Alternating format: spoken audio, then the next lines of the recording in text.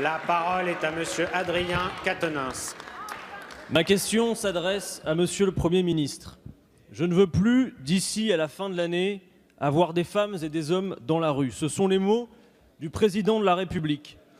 À défaut d'avoir mis ces femmes et ces hommes à l'abri, certains semblent mettre la réalité sous le tapis. Dans la nuit de dimanche à lundi, une femme sans domicile est morte, dans le riche 9e arrondissement de Paris. Il ne s'agit pas d'un fait divers.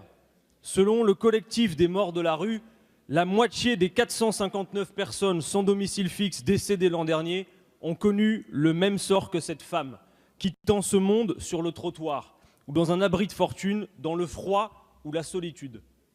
Le gouvernement soutient-il, comme le député de la majorité Sylvain Maillard, qu'en dehors du chiffre absurde de 50 personnes sans domicile fixe qui dormiraient chaque jour dans la rue malgré eux, pour l'immense majorité, parmi tous les autres, ce serait leur choix. Selon la Fédération des acteurs de la solidarité, parmi les personnes qui ont sollicité le 115 durant l'hiver dernier, 48% n'ont jamais été hébergés. Et l'absence de places disponibles reste le motif de non-attribution dans 68% des cas. Pourtant, en décembre, Christophe Castaner préférait insister sur les femmes et les hommes qui préféreraient refuser d'être logés. Après le mythe du chômage volontaire, voici venu celui du dénuement choisi.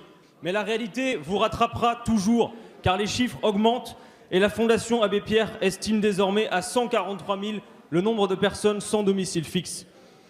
Combien de temps allez-vous continuer à accabler les victimes de vos échecs plutôt que d'améliorer véritablement les structures? Je vous remercie. Merci, monsieur.